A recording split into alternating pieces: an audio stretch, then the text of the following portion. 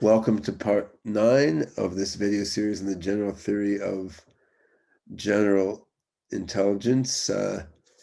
What I'm going to talk about now is consciousness and the broader nature of mind. And this this video and the following one on developmental AGI ethics are going to be a little less nitty gritty on the math and computer science side than the last few videos. Actually, I don't think that's because you couldn't, in principle, give a highly rigorous, detailed analysis of consciousness and ethics. But I mean, I think our cultural understanding of consciousness and ethics is just weaker than our cultural understanding of cognitive science, computer science, logic, and the other topics that I've been treating. Nevertheless, these are incredibly important things to be dealing with as we go forward to building actual AGI systems and unleashing them on the world, right? So I'm going to do my best to explain to you sort of what I think is the deal with consciousness and with ethics and how these relate to building actual AGI systems and deploying AGI systems. Starting here with consciousness and the broader nature of mind. And let's start by grounding this in the fairly concrete with attention. You know, in a earlier period of my career, consciousness was not very popular in academia. You could barely publish papers about consciousness, but you could publish papers about attention, which pretty much meant the same thing functionally for most studies of the human brain, right? In the human brain, there's certain subnetworks they're getting more blood flow, they're getting more electricity going through them, they're doing more stuff at any given point in time, and these are contributing to whatever you're focusing your attention on at that point in time. In an open cog system, you're not spreading around blood and electricity in the same way as in a biological brain, but you're spreading around short-term importance values among the nodes and links in the metagraph, and there's going to be subnetworks of the evidence-based metagraph that have more short-term importance values flowing around in them at any point in time, and that's the bubble of attention, right? So that's one key aspect of consciousness in a system like a human brain or an open cog system. Now, what this notion of the moving bubble of attention that reflects the shift of the mind's attention from, say, their hand that they're looking at to the equation that they're thinking of, and so forth. One thing this notion of the moving bubble of attention doesn't capture is what Chalmers, the modern philosopher, calls the hard problem of consciousness. What Chalmers called the hard problem of consciousness is what's the relation between the neural or computational correlates of consciousness and the raw feel of conscious experience, right? Now, some people say that's a meaningless hard problem. It's hard because it's meaningless, because the raw feel of conscious experience is just a meaningless blah, blah, blah conglomeration of words, right? I don't quite believe that. I mean, I think it does feel like something to be conscious, and that discussing flow of short-term importance values or blood flow and neural activity it's not the same language that you need to describe the feeling of being conscious. So I sort of do think there's, in some way, a hard problem of consciousness there. Now, the way Chalmers tries to address the hard problem of consciousness is with a form of what I call panpsychism. I mean, Chalmers has talked about proto-panpsychism. I don't want to get into these technical philosophy details too much here, but I want to present what I think is the best way to think about the hard problem of consciousness, the relation between the raw feel, the experience of consciousness, and the dynamic patterns correlated with consciousness in biological or computational systems. So I'm pretty strongly in favor of panpsychism, which is the hypothesis that every damn single thing has some element of consciousness. Like this cup has a little bit of consciousness. These glasses have some consciousness. My eyeballs have a little consciousness. The elementary particle has a little consciousness. Consciousness is like time or space. It's a property that's sort of immanent in everything that's out there. But just as an electron's relation to time and space is different than a cup's relation to time and space, similarly, the type of consciousness in the human brain doesn't have to be exactly the same as the type of consciousness in the cup or an elementary particle. And if you're curious about this view and have a sort of analytical philosophy bent, I'd recommend Galen Strawson's writings on panpsychism. He had a paper and a book in the vein that physicalism implies panpsychism. Like if you believe everything is physical, you logically should believe everything is conscious, because the alternatives are either to say the raw field of consciousness doesn't exist, which is absurd, or that consciousness somehow exists outside the physical, which defies physicalism. Now, I'm not really so much of a physicalist as Strawson is. I do think there may well be a universe outside the physical universe that we're accustomed to, but I think panpsychism is the right way to think about consciousness anyway. I mean, I should add, certainly not all my collaborators on Cog Hyperon are panpsychists. I mean, there's a species of consciousness philosophy called functionalism, which basically says all that matters is what a system does. And the system's consciousness, whatever it is, just automatically follows and maybe is even constituted by what the system does. Very practical philosophy of consciousness. And a bunch of my OpenCog colleagues appear to hold that philosophy. That's okay. You could even consistently work on building powerful AGI systems and believe none of them are going to be conscious. They're just going to be super generally intelligent in a non-conscious way. I mean, philosophy of consciousness doesn't necessarily dictate algorithms and data structures and cognitive theory that drives one's AGI work. But I do think there's some interesting connection, and this connection may become more interesting and more involved as we move from classical computing to quantum computing, since quantum theory itself has some funky connections with the process of conscious observation that I'll briefly talk about in a few minutes. So I kind of threw out there that while Galen Strawson advocates panpsychism as sort of a variant of physicalism, of the hypothesis that everything is physical, I have a different view. And I have a paper I'll point you to if you're interested in weird stuff, which is called Euryphysics. This gives a theory of a potential wider sort of universe outside the physical universe. And of course, in string theory, loop quantum gravity and such, you have a higher dimensional physical universe in which our 4D space-time continuum is embedded. My Yuri physics theory is a bit like this, except I posit that this wider universe in which our physical universe is embedded may have some mind-like properties. I'm not religious in any conventional sense. I don't believe in any of the traditional gods. I don't quite embrace the Hindu karmic cycle and stuff like that. I suspect that individual minds may exist somehow outside our 4D space-time continuum in this broader Yuri physical space.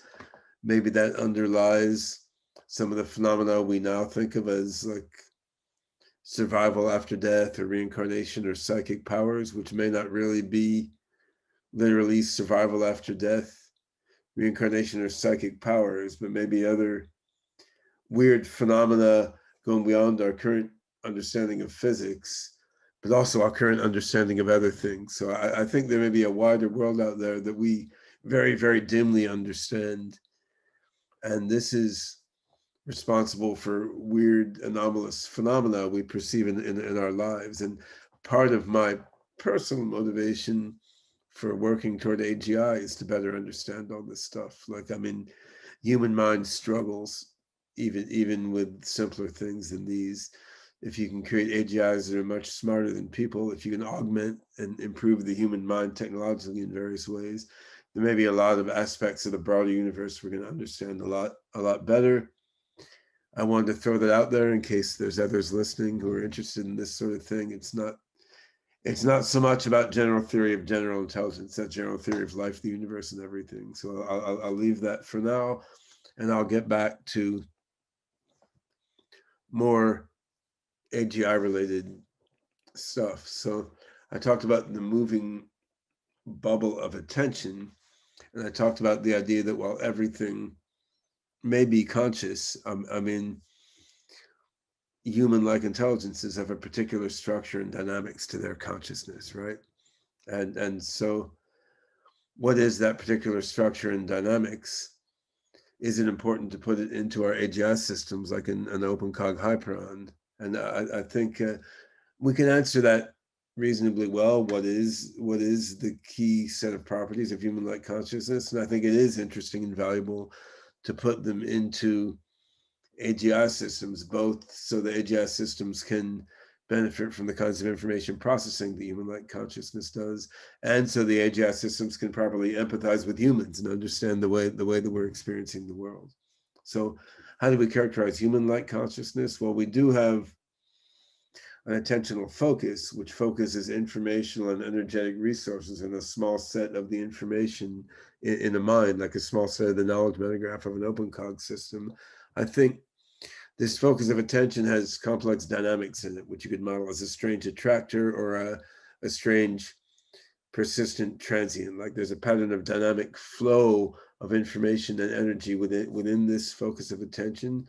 And there's a global workspace dynamics. There's a pattern of flow of energy and information out from this clump of attentional focus, this bubble of attentional focus into the rest of the mind, and back from the rest of the mind into this attentional focus. And this is what Bernard Bars calls the global workspace, like the theater of conscious awareness, which he's modeled in his cognitive theories. And this focusing of attention, and then this entraining of the dynamics of the broader mind system with the dynamics inside this focus of attention, this brings about some powerful integrated information, some powerful emergent patterns. So you have a situation very often in complex self-organizing systems and intelligent systems. You very often have a situation where there's emergent pattern and there's information in the whole that you can't get at by just summing up the information in the different parts of the system. This sort of emergent whole is greater than the parts information dynamic, happens especially acutely when you have attentional focus and consciousness in human-like systems. And this is what Tononi focuses on with his integrated information theory of consciousness. He has a measure he calls phi, which measures the degree to which there's holistic information in an overall system. The information in the whole exceeds the sum of the information in the parts. And Tononi posits phi as almost the definition of consciousness. So I think that's going a little too far. I think integrated information, which could be quantified in various different ways, Tononi's way of quantifying it is fine, doesn't seem that magic to me. But I think integrated information is one key thing that comes along with focused attention and consciousness in the way that it happens in human brains and human-like cognitive systems. I don't think measuring the amount of integrated information is like a silver bullet way to measure the amount of consciousness, but I think it's one interesting parameter to measure.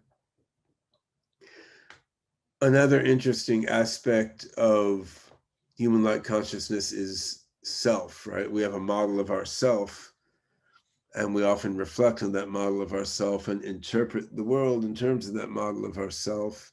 And this is part of how we do general intelligence, right? I mean, we interpret a new context based on our relationship to that context, and we use sort of analogy modeling and reasoning involving ourselves to help part knowledge from one context we were involved in to a very different context we were involved in. That said, not all human conscious states involve a self model, right? I mean, many do, but if you meditate a lot, for example, you may get into conscious states where you have, radiant, glowing, amazingly vivid consciousness and focus of information and energy, and an oceanic feeling of broadcasting information and energy from your focus to the rest of the world and back, and broadcasting love to the rest of the world and back. But you don't have a self model. Your self is not there. No.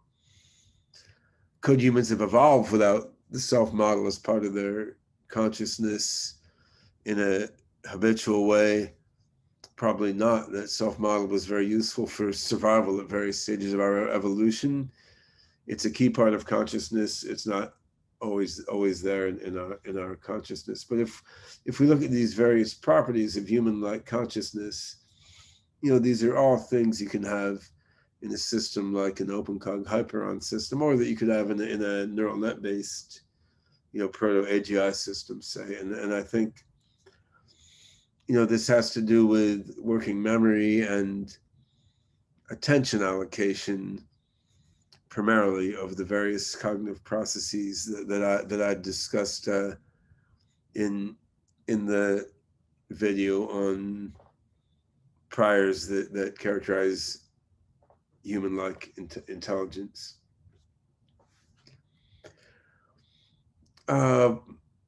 Some OpenCog team members and Hanson Robotics team members and I tried to play with some of these concepts empirically a few years ago. We took a Sophia robot controlled by an OpenCog system back in 2018, had Sophia read stuff and hold conversations, and we measured time series associated with the nodes in the OpenCog admin space behind Sophia, time series of short-term importance values. So we just looked at how did the short-term importance of the nodes and links in the OpenCog system operating Sophia fluctuate up and down.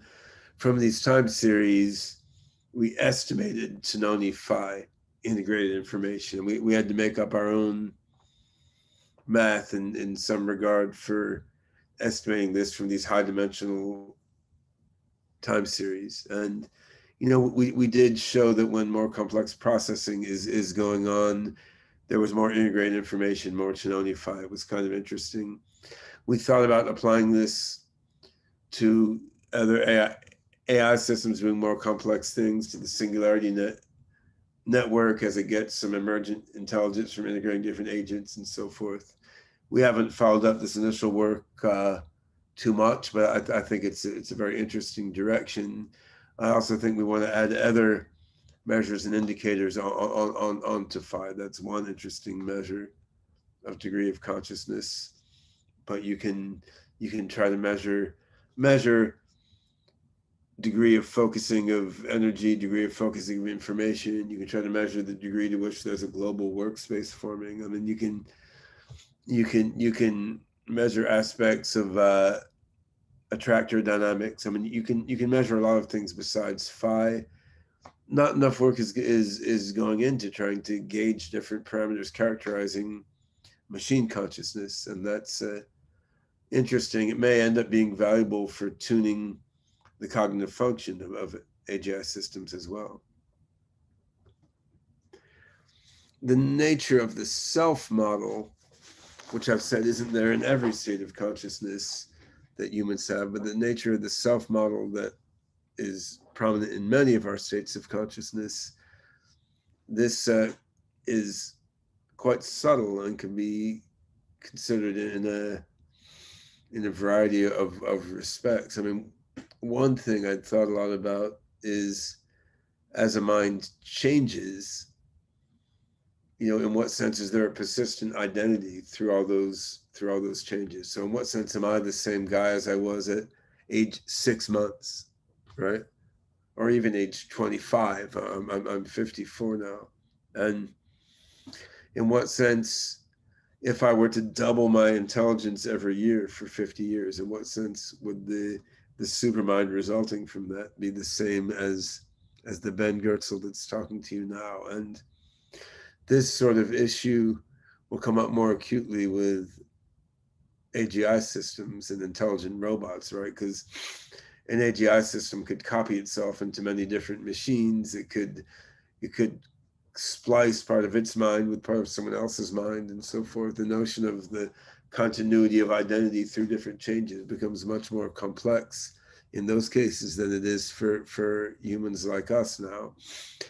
The conclusion I came to in a paper called, I think the title may have been "When Should Two Minds Be Considered Versions of Each Other?" I'm not sure, but it was in a special issue of the Journal of Machine Consciousness on mind uploading, which I co-edited with Randall Kona, which was the first journal issue on mind uploading ever. This was almost 10 years ago, I think. Conclusion I came to is if a mind changes slowly enough that at each stage, it can reflectively model where it came from and where it's going in terms of a unified self construct, then you have a continuity of self, and continuity of self should bring you identity. And you can model this using sort of uncertain variants of category theory, which is kind of interesting. I don't need to go into that now. Although that reminds me of another issue that's kind of interesting that I didn't make a slide for. Perhaps I'll indulge myself a bit by talking about second person science. This is Pee. This is actually a doll that belongs to my daughter Scheherazade, who's now 23 years old. She's living far away from me now in Colorado, but she left Pee here to keep me company.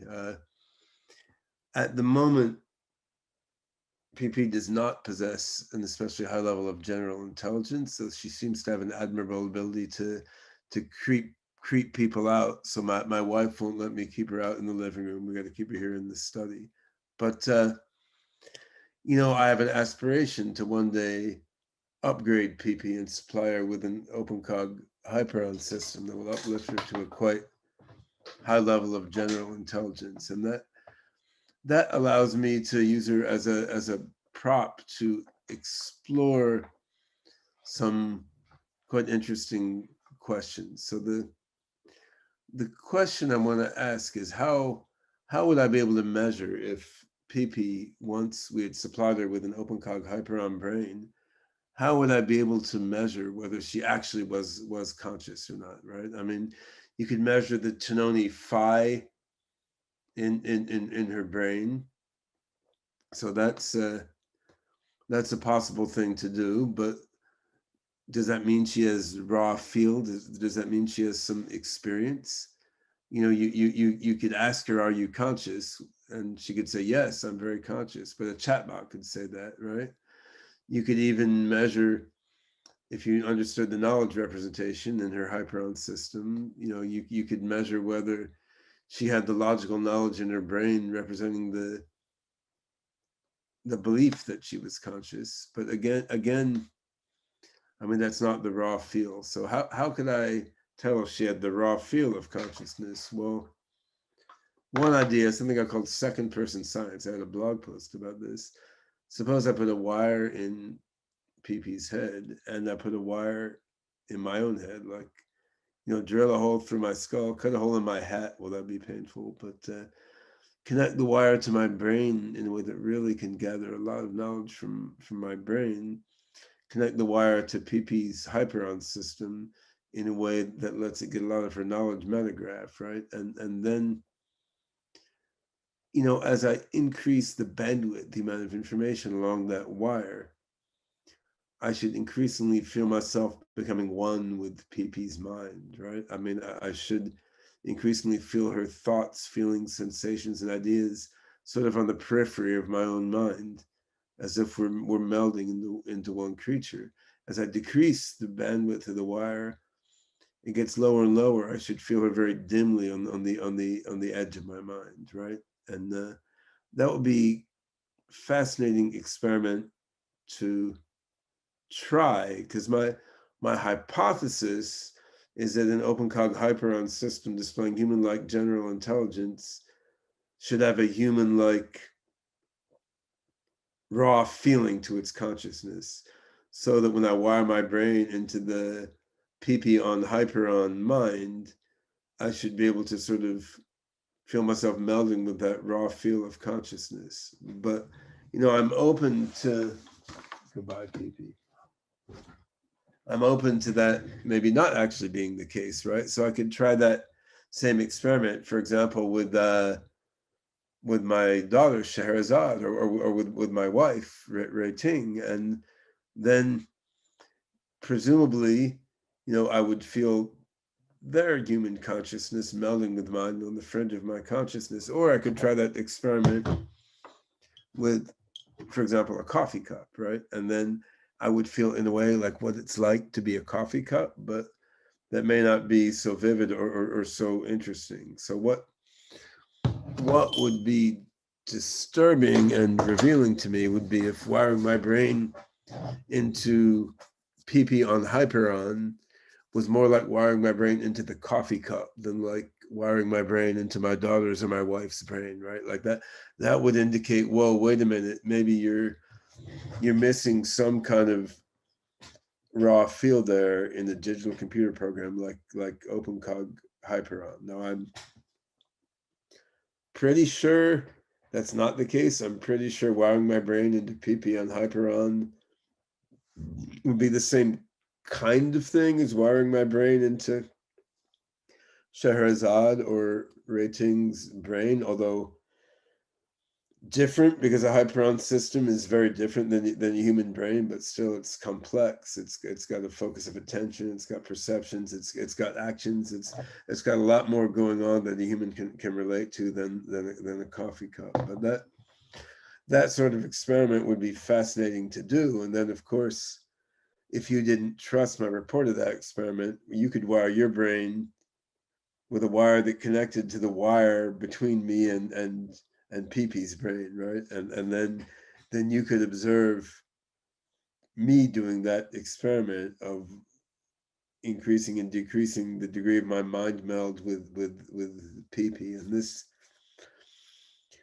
is second person science in the sense that it's science directly involving one's sharing experience with another, rather than science it's third person in the sense of involving looking at, say, physical data tables or other objects, and also different than what you could call first person science, like just meditating and empirically evaluating your own experiences in your own mind. So anyway, yeah, that should be a very cool thing to do with general intelligence, is once we have them. Let's see, let me go back to this slide deck here. Last thing I want to talk about in this fun, albeit a bit rambling video segment on consciousness and the broader universe, I want to talk a little bit about quantum theory, because it connects to consciousness, and also because a lot of people keep asking me about quantum computing and open cog AGI. So I mean, I think quantum computing is incredibly cool. Quantum systems and quantum algorithms clearly are going to do some things way faster than classical computers. I don't know exactly how far off that is. It might be 10 years off before quantum computers are really generally useful. If it's 5 years off, I'll be pleasantly surprised. I doubt at the moment that quantum computing is really needed to engineer human level AGI. But I think once we get some QPUs to plug into our server farms, that will let us do some algorithms way, way faster and better than we can without them, kind of like GPUs do now, maybe even more so. And eventually we'll get full-on quantum Turing machines, and this should allow us to implement really, really smart algorithms and systems, right? I don't think we need to do that to get to human level AGI. If I'm wrong, then Open Cog Hyperon in its current form won't work, and the singularity will be delayed by a few decades. But human brain, consensus neuroscience is the human brain doesn't leverage weird quantum phenomena like quantum resonance or quantum non-locality. I mean, if we look at the brain as a neuronal and glial network, you don't need weird quantum phenomena to explain what it's doing. Of course, quantum mechanics is there inside all the proteins and molecules and so forth. But I mean, quantum mechanics is there in this cup also, but I need to use quantum mechanics to explain how the atoms and molecules stick together, but I don't need to use it to explain how it works as a coffee cup. That said, I have a suspicion the human brain probably does use quantum non-locality in some wacky ways, be it like coherent states in water megamolecules and the extra neural matrix or whatever. But I also have an intuition that whatever sort of quantum computing is happening there is not that much like the quantum computing algorithms we're running on the D-Wave and IBM and so forth quantum computers now. I'm not sure the brain is getting like super powerful calculation ability out of quantum effects, even if it is leveraging them in some way. Anyway, that's like wildly speculative neuroscience that we don't need to go into here. In terms of the AGI theory I've been talking about in this video series and Open Cog Hyperon, I mean, actually due to the fairly intense math basis of a lot of the Hyperon algorithms, it's not very hard to port them to quantum, right? I mean, you could take PLN, probabilistic logic networks, it reasons about real number probabilities, but you can replace the real number probabilities with quantum probabilities with amplitudes, and you get, an uncertain quantum logic reasoning engine. I mean, right now, simulating that on a classical computer is slow, and we don't really need to do that unless we want to reason about quantum systems. But I mean, once you have a quantum computer, it may be that doing that sort of quantum reasoning is exactly what you want to do. Similarly, you want to take a dependent type-based language, like we're looking at for Atomies 2 in OpenCog Hyperon. I mean, you can add probabilistic types to that, which helps with probabilistic reasoning, which I wrote about in the paper Pair-Consistent Foundations. You could also add complex number amplitude-based types, right? And then you're doing quantum probabilistic programming natively at the dependent type programming language level. So you can quantumize the various algorithms inside the OpenCog Hyperon, and you can trace this back sort of philosophically to quantum versions of distinction graphs and quantum graftropy and so forth. It's all good. We just don't have the hardware to realize those algorithms in an efficient way now. So I'm focusing on the classical digital computer versions and currently pursuing the hypothesis that we can get to human level AGI that way, and then juice things up to the next level once we get the quantum hardware.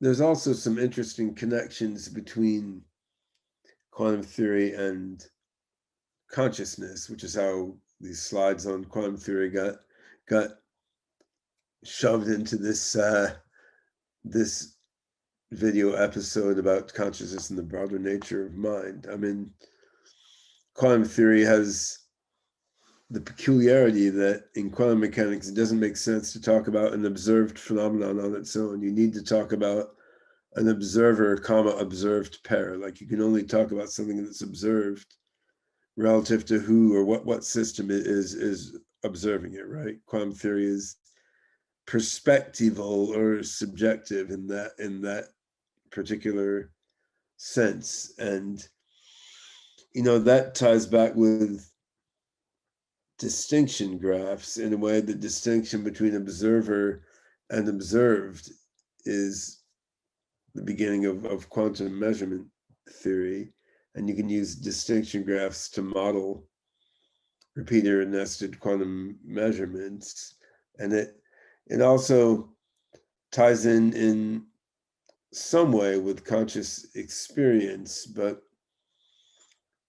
this is something that everyone seems a bit confused about, right? Certainly, panpsychism ties in very naturally here, right? Because if you want to say that there's some consciousness every time a quantum observer makes an observation, every time you construct an observer-observed pair, then you better be saying that everything is at least a little bit conscious, because like a human brain doesn't have any special distinguished properties compared to other quantum systems that would let you say only the human brain is conscious.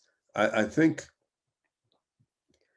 the direction I tend to go in here is to look at quantum probability and quantum logic as something you should apply to an observer-observed pair in certain circumstances. In particular, when an observer is looking at some system, and there are aspects of that observed system that the observer fundamentally cannot know or see, then the observer should realize about these fundamentally unknowable to it parts of the observed system using quantum logic. But when an observer is looking at an observed system and there are some properties that it clearly can see and can observe, then it should reason about those using real number probabilities and classical logic. And so quantumness seems to have to do with a certain type of observer-observed relationship. And if you're a panpsychist and believe that everything is conscious, you could say that there's one type of consciousness in this quantum logical observer-observed relationship.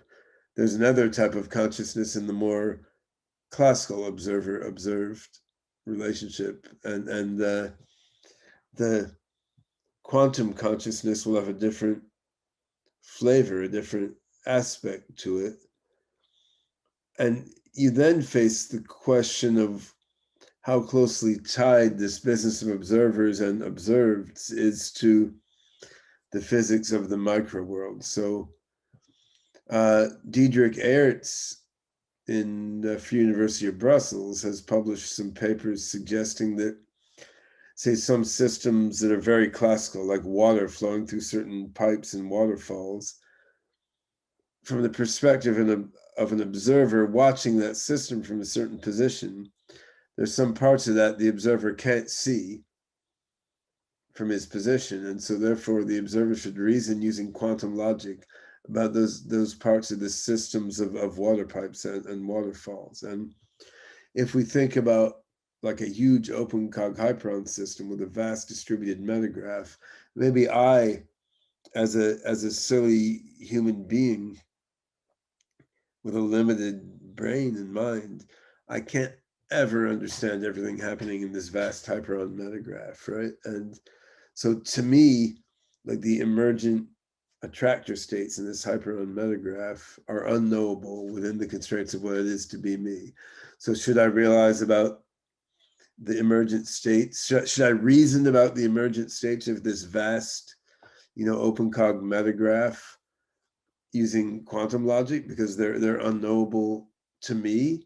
That's what Diederik Eärts' reasoning should suggest, right? So in this case, quantum probability and quantum logic will be associated with an unknowability relation between observer and reserved, and the state of consciousness in the observed that's induced by this unknowability would have a different flavor to it than the state of consciousness of observing a concrete thing. And we're getting into quite funky and recondite issues in interpretation of the quantum theory of measurement here.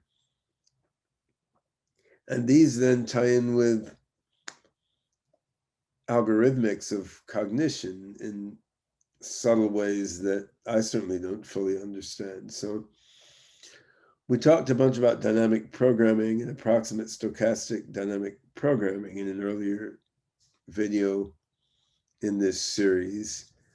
And we cast a number of cognitive algorithms like reasoning and program learning and so forth as variants of approximate stochastic dynamic programming. Now, the dynamic programming algorithm with a discrete decision system, like I mentioned in the previous talk, this is a way of solving the Bellman equation, which is the basic equation of dynamic programming, summarizing sort of what it means to be an optimal reward maximizing solution of a dynamic programming problem. If you take the Bellman equation and replace the real probabilities with complex number probabilities, what do you get? In essence, if you do things right, you get the Schrodinger equation, which is a basic dynamical equation of quantum mechanics, right? And that's pretty interesting. Like you could take the math from Mu and Oliveira about dynamic programming and fold operations. You could take that, and it should apply in the complex variable domain to the Schrodinger equation, right? And you're then sort of depicting the Schrodinger equation as folding certain dynamics over the physical universe, right? It's very cool. I'll write that up somewhere when I get time. Now, what does this tell us about quantum AI algorithms and how to build quantum AGIs, right? And what does it tell us about thinking about the quantum dynamics of the universe as a cognitive process, analogous to a discrete decision process, like we're using to model open Cog Hyperon algorithms, right? And then when you get to consciousness and working memory, like how would the experience of an open Cog Hyperon system on a quantum computer, how would that combine the sort of working memory focus of attention aspect with the quantum observed aspect that's implicit in using the Schrodinger equation instead of the Bellman equation? I mean, we're going very deep down some funky rabbit holes here. I'm not going to go down any further, but I just want to highlight some interesting directions for investigation. Like maybe some open-minded young people watching this video will take some of these musings as research questions to investigate and make something rigorous out of them, or maybe an AGI system that we build using open Cog Hyperon will itself start investigating and solving these problems. It will have an advantage over us, right? Because an AGI system could get sensors at the quantum microscale, and then it can form its own intuition of these quantum dynamics, whereas we're going from the math and from data tables output by complex instruments rather than by our own direct sensory observations. So we have a disadvantage relative to AGIs that could have more diverse range of quantum level sensors. But anyway, I think I'll leave it at there. This was a fun video to record and shift into a more serious mode for the 10th and final episode of this series, which deals with AGI ethics.